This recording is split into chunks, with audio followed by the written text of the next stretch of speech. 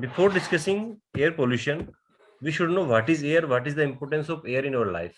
हवा क्या है और हवा की क्या महत्ता है, क्या खासियत है हमारी लाइफ में. तो आप लोग जानते हो कि हवा is the essential part for our life, है ना. Without it we could survive only few minutes. अगर हमको हवा नहीं मिलती तो हम चंद मिनट के मेहमान हैं, ठीक है ना. तो it constitutes immediate physical environment of living organism. जितने भी लिविंग ऑर्गेनिज्म है उनका जो एक फिजिकल एनवायरनमेंट है, ये इसका एक महत्वपूर्ण हिस्सा है, इंपॉर्टेंट पार्ट है. The atmosphere is layered in 4 distinct which are. जो हमारा एटमोसफियर है अर्थ के ऊपर, वो हम depend on the presence of different type of gases, different type of substances. अलग अलग तरह की चीजों के की उपस्थिति के आधार पर हमने उसको 4 अलग अलग लेयर में डिवाइड किया है. That is your troposphere. सबसे जो नीचे होता है, जो अर्थ के जस्ट अर्थ से जस्ट ऊपर होता है, that is your stratosphere, troposphere. उसके बाद ये आपका लगभग 10 किलोमीटर तक की रेंज रहता है. आफ्टर दैट स्ट्रेटोस्फेयर, फिर उसके बाद मेसोस्फेयर एंड लास्ट वन होता है थर्मोस्फेयर. तो ये हमने जो एटमोस्फेयर है अर्थ के ऊपर का, इसको हमने अलग अलग 4 लेयर्स में डिवाइड किया है. ये डिवाइड उस बेस पे किया है कि इस इन्वायरमेंट में क्या क्या चीजें हैं, ठीक है ना. डिपेंड मीन्स क्या उसमें लिविंग, जैसे ट्रोपोस्फेयर है जिसमें ह्यूमंस बीइंग्स और बाकी लिविंग ऑर्गेनिज्म या लिविंग थिंग्स रहती हैं, तो दैट इज योर ट्रोपोस्फेयर, ठीक है. एयर भी सबसे ज्यादा इसी ट्रोपोस्फेयर रीजन में ही मिलती है. अब जो नॉर्मल एटमॉस्फेयर जो हमारा होता है, तो उसमें डिफरेंट टाइप की गैसेस अवेलेबल रहती हैं, जिसमें नाइट्रोजन सबसे ज्यादा होती है. आपने पता होगा आप लोगों को अच्छे से कि नाइट्रोजन जो होती है हमारे एटमॉस्फेयर में कितनी होती है, 78.1%, ठीक है. और ऑक्सीजन जो होती है वो होती है 20.9%. कार्बन डाइऑक्साइड होती है आपका 0.03%. ये आपका नॉर्मल है. ऐसा नहीं कि हम किसी पोल्यूटेड की बात नहीं कर रहे. एक जो जनरल है, एक प्रैक्टिकल है. जो मीन प्रैक्टिकल तो खैर आजकल तो सिनेरियो पूरा चेंज हो चुका है. जैसे पोल्यूटेड, आप सिटी वाइज सिटी जैसे हर एक सिटी से दूसरी सिटी में जाएंगे तो उसके वहां पे कितना पोल्यूशन, उसके हिसाब से ये परसेंटेज अलग है. लेकिन एक अच्छे और हेल्दी सिटी के हम अगर बात करते हैं, तो हेल्दी इन्वायरमेंट की बात करते हैं, हेल्दी एटमोस्फेयर की बात करते हैं, तो उसमें ये इतना इतना परसेंटेज गैसेस का मिलता है नॉर्मली. कार्बन डाइऑक्साइड जो मिलता है 0.03%, और एवरीथिंग एल्स जो बाकी चीजें हैं वो है 0.07%, ठीक है. तो हम इस चीज से इतना जान पाए हैं कि मोस्टली जो हमारे एटमोस्फेयर में वो क्या है, नाइट्रोजन. उसके बाद होता है ऑक्सीजन. उसके बाद कुछ एवरीथिंग एल्स मीन जैसे नोबल गैसेस आपने अगर केमिस्ट्री पढ़ी होगी तो समझ गए होंगे कि नोबल गैसेस क्या होती हैं. इन्हें निष्क्रिय गैस बोलते हैं, ठीक है ना. निष्क्रिय gas, methane, sulphur dioxide, extras, है ना. Now what is air pollution. अब हम जान गए एयर क्या है और एटमॉस्फेयर क्या है और एटमॉस्फेयर में क्या क्या गैसेज हैं, ये हम थोड़ा जान गए हैं. अब हम बात करते हैं कि व्हाट इज एयर पोल्यूशन. अब air pollution consist of gases, liquid और solids present in the atmosphere in high enough level to harms human and other organism और मटेरियल. ये तो इंग्लिश में हुआ. अब हिंदी में इसका मतलब क्या हुआ कि वायु प्रदूषण वो है कि जो हवा में, एटमॉस्फेयर में कुछ गैसेस, लिक्विड या सॉलिड्स प्रेजेंस हो, जो कि आदमी के लिए और अदर ऑर्गेनिज्म और मटेरियल के लिए नुकसानदायक हो, तो उसे बोलते हैं एयर पोल्यूशन, ठीक है. जैसे कि एटमॉस्फेयर, आप ये एक डायग्राम देख पा रहे होंगे अच्छे से, कि जैसे हम, ये आपका एनवायरनमेंट एटमॉस्फेयर है, तो यहाँ पे एक इंडस्ट्री से ऐसे एक धुआं निकल रहा है. तो ये जो धुआं है, it is not smoke only. एक अकेला खाली धुआं नहीं है, इसमें बहुत सारी गैसेस हैं, बहुत सारी विषैली गैसेस हैं जो कि हमारे एनवायरनमेंट को पोल्यूट कर रही हैं. गैसेस को पोल्यूट कर रही हैं. जो हमारा एयर है, एयर को पोल्यूट कर रही है. तो एयर को पोल्यूट मीन्स जो उसकी प्योरिटी है, उसकी प्योरिटी को कुछ गैसेस ने, कुछ केमिकल सॉलिड्स ने, कुछ लिक्विड्स ने. लिक्विड सॉलिड्स मीन्स जो लिक्विड तो हम उसको बोलेंगे जो एक तरह से आपका वेपर, हम उसको बोल सकते हैं, वेपर है ना, उसको लिक्विड बोल देंगे. और जो आपका हम सॉलिड की बात कर रहे हैं, तो वो माइन पार्टिकल्स जो हवा में मिक्स हो जा रहे हैं, धूल मिट्टी में, ठीक है ना. May be defined as any atmospheric condition in which the certain substances are present in such concentration that they can produce undesirable effect on the man and his environment. Means environment में वो substances उस concentration में presence है present है जो कि आदमी के लिए और उसके वातावरण के लिए नुकसानदायक है। Any visible or invisible particles or gas found in the air that is not part of the original normal composition, ठीक है ना, मीन्स कोई भी अगर विजिबल और इनविजिबल गैस एयर में मिलती है जो कि उसका ओरिजिनल पार्ट नहीं है, तो that is called air pollutant. ठीक है। What is air pollution? Air pollution may be either emitted into the atmosphere or formed within the atmosphere itself. Means air pollution या तो it emitted into the atmosphere या फिर वो atmosphere में बना है या इसी के अंदर से निकला है। तो ये आपका जो एयर पोल्यूशन होता है प्राइमरी, इसमें कुछ प्राइमरी एयर पोल्यूटेंट्स होते हैं, कुछ सेकेंडरी पोल्यूटेंट्स। मींस पोल्यूटेंट्स क्या हुए? जो एयर को पोल्यूट कर रहे हैं, जो एयर को प्रदूषित कर रहे हैं, जो हवा को प्रदूषित कर रहे हैं, दैट इज पोल्यूटेंट, प्रदूषक। ठीक है। तो वो कुछ प्राइमरी होते हैं, कुछ सेकेंडरी होते हैं। प्राइमरी होते हैं जैसे कि फैक्ट्रीज की चिमनियां और एग्जॉस्ट पाइप, ये सोर्सेज हैं उसके। ठीक है ना। सेकेंडरी के लिए जैसे X, ozone, these are secondary air pollutants. Sources of primary pollutants. अब एक ये साइकिल है, एक पाई चार्ट आप देख रहे होंगे। पाई चार्ट मींस इसमें बताया गया है कि लगभग प्राइमरी जो सोर्सेज हैं उसमें कितना कितना परसेंटेज है किस किस चीज का इस एयर को पोल्यूट करने में। तो हम देख पा रहे हैं कि पाई चार्ट के हेल्प से कि लगभग 57 जो परसेंटेज है वो है आपका ट्रांसपोर्टेशन। मींस जो व्हीकल्स हैं, जो ट्रांसपोर्टेशन सिस्टम हम लोग यूज करते हैं, तो उसमें उसकी वजह से जो पोल्यूशन है, वो एयर जो पोल्यूट हो रही है, तो ये आपका 57% कंट्रीब्यूट करता है। फ्यूल कंजम्पशन, जो व्हीकल्स को छोड़ के फ्यूल कंजप्शन होता है इंडस्ट्रीज में या फिर कहीं घर आपका खेतों में, ट्रैक्टर तो व्हीकल में आते हैं, अदर चीजों में। ठीक है ना। तो इन व्हीकल को छोड़ के उसका जो कंट्रीब्यूशन होता है वो 21% है, मीन जो एयर को पोल्यूट कर रहे हैं। इंडस्ट्रियल प्रोसेस, तो इंडस्ट्रियल कितना हुआ? 12%।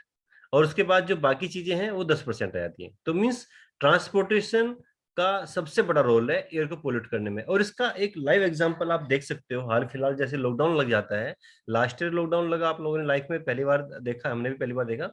तो इस बार फिर लॉकडाउन लगा, तो दोनों बार एक चीज कॉमन थी कि हमारा वातावरण बहुत सुधर गया था, है ना, क्योंकि हवा बाहर भाई व्हीकल्स नहीं चल रहे हैं। ठीक है। तो व्हीकल्स ना चलने से ही इतना हमारा मतलब एयर में इतनी प्योरिटी आ गई थी, इतना हमको जैसे कहते हैं ना कि बहुत दूर से भी की भी चीजें पास से दिखाई देने लग गई थी। मतलब बहुत दूर दूर की चीजें आराम से घर से अपने छत से दिखने लग गई थी, क्योंकि इन्वायरमेंट हमारा जो वातावरण था, आकाश था, बहुत ज्यादा साफ हो गया था। मीन्स जो पोल्यूटेड गैसेस थी, जो जो एयर को पोल्यूट करके बैठी थी, वो सब नीचे बैठ जाती हैं या फिर वो एयर में पहुंचती नहीं है, जो चीजें डेली निकलती रहती हैं। ठीक है ना। From transportation, fuel consumption, industrial process, whatever the reason. So these are the primary sources of air pollution. The main sources of air pollution are, जो मेन सोर्सेज हैं, that is first one is automobile. तो जो motor vehicles are a major source of air pollution throughout the urban areas. जो जितना भी urban areas हैं उसमें motor vehicle major source है।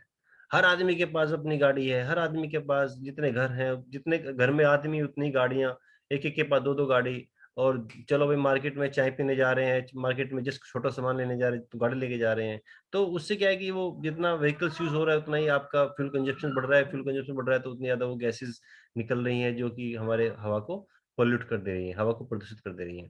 तो ये जो होता है, ये क्या करते हैं? हाइड्रोकार्बन इमिट करते हैं। इमिट मीन्स छोड़ते हैं ना, उत्सर्जन करते हैं। कार्बन मोनोऑक्साइड, लेड लेड इसको बोलते हैं, nitrogen oxide and particulate matters. In strong sunlight, certain of these hydrocarbons and oxides of nitrogen may be converted into the in the atmosphere into photochemical pollutants of the oxidizing nature. Means इनमें से जो कुछ pollutions होते हैं जो ये निकलते हैं, तो ये सनलाइट में वो सनलाइट की हेल्प से ये क्या करते हैं? फोटोकेमिकल्स में कन्वर्ट हो जाते हैं। ठीक है ना। The main source of, in addition, diesel engine, when misused or badly adjusted, are capable of emitting the black smoke and malodorous fumes. Means आपने लोगों ने देखा होगा कि कोई कोई किसी किसी का इंजन या कोई ट्रैक्टर या बाइक या गाड़ी इतना धुआं छोड़ती है कि वो पूरा ब्लैक स्मोक निकालती है। तो वो क्या है कि वो डीजल इंजन, और या फिर वो क्या है, उनकी सर्विसिंग टाइम से नहीं हो पाती है, या फिर वो उनकी लाइफ पूरी हो चुकी है लेकिन तब भी उसको चलाए जा रहे हैं, तो वो ज्यादा ही बैडली उस इन्वायरमेंट को पोल्यूट कर रही है, हमारे वायु को प्रदूषित कर रही है। अदर अदर सोर्सेज इंडस्ट्रीज, तो इंडस्ट्री में फ्यूल्स का बहुत कंजप्शन होता है, जिससे वो हीट जनरेट करते हैं और power produce smoke, sulphur dioxide, nitrogen oxides and fly ash. Fly ash means जो राख होती है ना इंडस्ट्री से निकलती है, जैसे कि जो लोग शामली में रहते हैं वो अच्छे से जानते होंगे कि किस तरह से ये शुगर मिल है, वहां से आप लोग अपनी छत पे भी जाके देखोगे तो कितना वो छोटी छोटी सी राख पड़ी रहती है ना।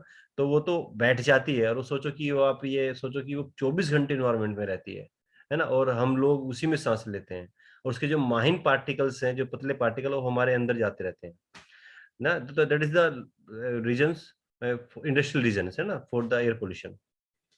Petrochemical industries generates hydrofluorines, hydrochloric acid and organic halides.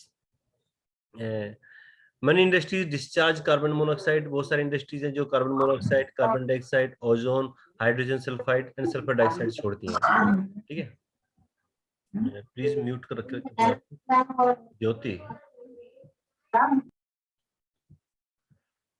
industries discharge their waste from high chimney at the high temperature and high speed। जो बहुत मीन्स होता क्या है कि इंडस्ट्रीज जो होती हैं वो बड़ी बड़ी चिमनी लगा लेती हैं, ताकि वो ये जो एक तरह से जो आपकी वेस्टेज है या फिर जो फ्यूम्स है, स्मोक है, वो हाई इन्वायरमेंट में पहुंच जाए, लेकिन वो कहीं ना कहीं वापस आ ही आता ही आता है। अगर ज्यादा लाइट होता है तो वो ऊपर पहुंच जाता है, ऊपर पहुंच के भी ओजोन लेयर को कहीं ना कहीं इफेक्ट करेगा, अगर उसमें क्लोरीन सब्सटेंसेस होंगे तो।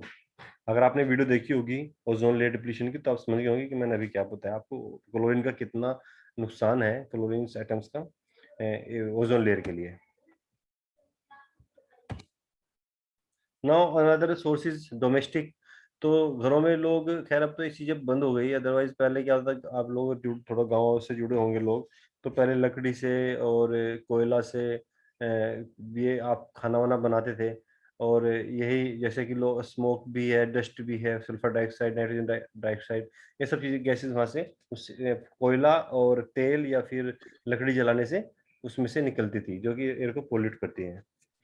अगर तंबाकू, लोग तंबाकू का बहुत सेवन करते हैं, तो वो भी एक पैसिव स्मोकिंग हो गई, और ये भी कहीं ना कहीं मतलब आदमी के अंदर तो नुकसान कर ही रही है, बाहर भी नुकसान कर रही है। और आपने अगर देखा होगा तो ये आप ऑब्जर्व भी कर सकते हो कि अगर किसी के घर में कोई एक बंदा स्मोक करता है और घर के अंदर ही करता है, ठीक है ना, तो होता क्या है कि वो आदमी तो ठीक है, उसके अंदर तो बाहर का एनवायरनमेंट वैसा अंदर भी वैसा, तो अपने फेफड़े खुद ही खराब कर रहा है, लेकिन उसके पास में फैमिली में जितने लोग रहते हैं, तो होता क्या है कि वो बंदा, वो हैबिचुअल है जो स्मोक कर रहा है, लेकिन उसके फैमिली में जितने बाकी लोग हैं जो उसके उस स्मोक को इनहेल कर रहे हैं, एक तरह से सांस के थ्रू अंदर ले रहे हैं, तो वो उन्हें ज्यादा डैमेज करता है, क्योंकि उनकी बॉडी उस तरह से एडजस्टेबल नहीं है। क्योंकि आप जो किसी अब हमारी जो ह्यूमन्स बॉडी होती है, वो हम जैसा चाहे वैसा ढाल सकते हैं।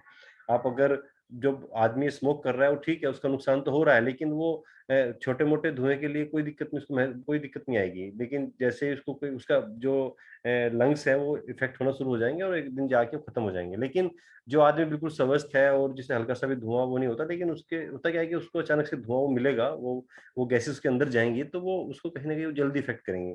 तो इस तरह से इसको पैसिव स्मोकिंग बोलते हैं, ठीक है ना। एक्टिव तो होता है कि आदमी जो पी रहा है, लेकिन पैसिव ज्यादा डेंजरस होता है।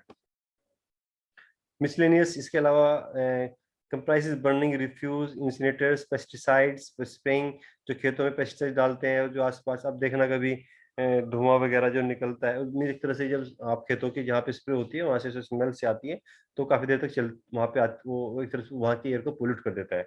और हम लोग जो इनहेल करते हैं, तो वो जो उसके अंदर केमिकल्स हैं, वो कहीं ना कहीं उसके पार्टिकल्स हमारी बॉडी के अंदर भी जाते हैं होते हैं।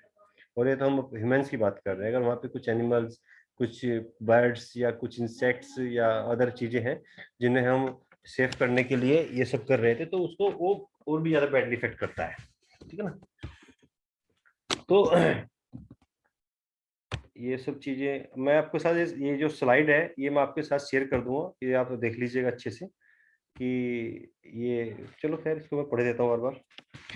तो हालांकि जो अर्थ का एटमॉस्फेयर है extend to the several layers about the surface, जो अर्थ के ऊपर से जो बताया हमने 4 अलग अलग लेयर्स में डिवाइड किया गया है, ठीक है ना। तो जो पहला 30 किलोमीटर होता है that hold and major portion of atmospheric gases, means जो पहला 30 किलोमीटर है हमारे अर्थ ग्राउंड से जहाँ पे हम रहते हैं, वहां से लगभग 30 किलोमीटर ऊपर तक जाने में मोस्टली गैसेस अवेलेबल होती हैं, ठीक है ना। Man is most directly concern with only the 8 to 10 kilometre of the atmosphere. जो आदमी ह्यूमन बीइंग होते हैं वो जस्ट 8 to 10 किलोमीटर की जो एटमॉस्फेयर है उसी में ही अपना उनका जो होता है बादल उड़ना उड़ना सब चीजें हो जाती हैं, ठीक है ना।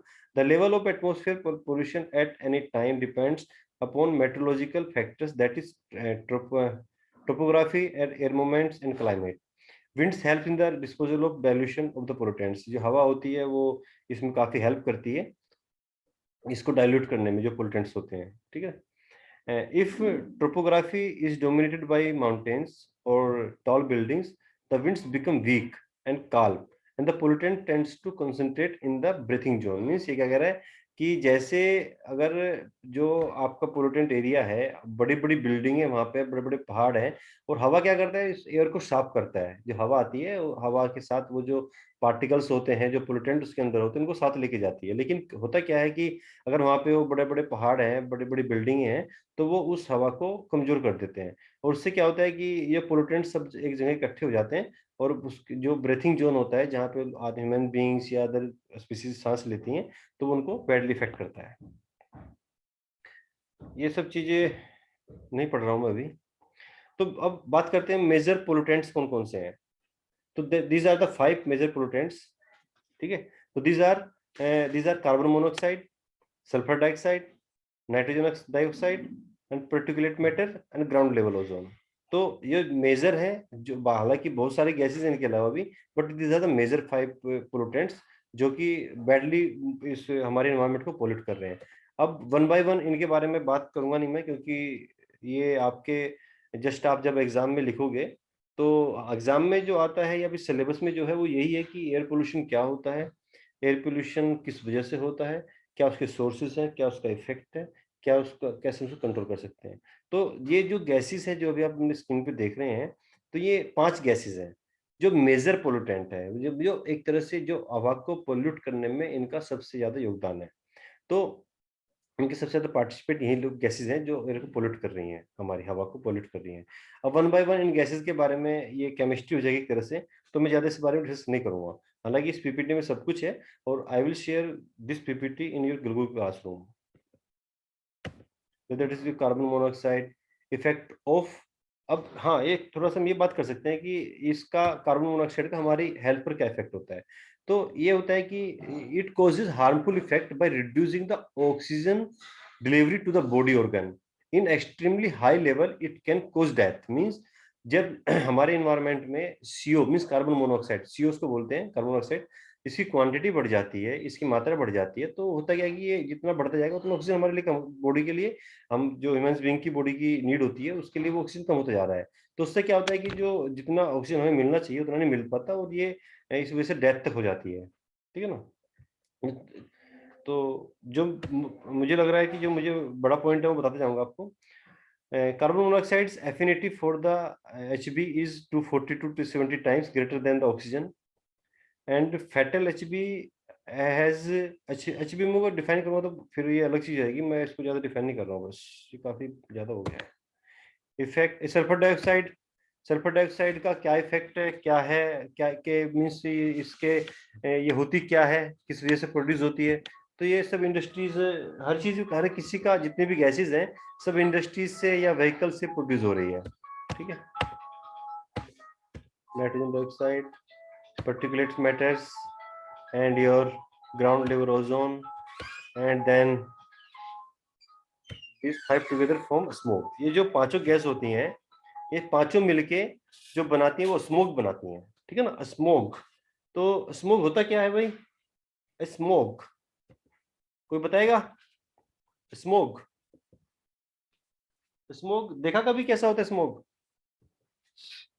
जिसे हम एक तरह से होता है ना, जब आप लोग सर्दी आती है तो सर्दी में जब मॉर्निंग में क्या होता है फोग आता है, ठीक है, तो उसमें जो फोग बोलते हैं, लेकिन आजकल फॉग होती नहीं, फॉग नहीं होता आजकल, स्मोक होता है। क्योंकि उसमें क्या होता है कि फॉग तो होता है प्योर होता है एक तरह से, वो थोड़ा सुबह सुबह मॉइस्चर होता है हवा में, और वो मॉर्निंग में थोड़ा सा वेदर होता है, तो उसमें हम उसे फॉग बोल देते हैं कि हाँ धुंध धुंध का आना।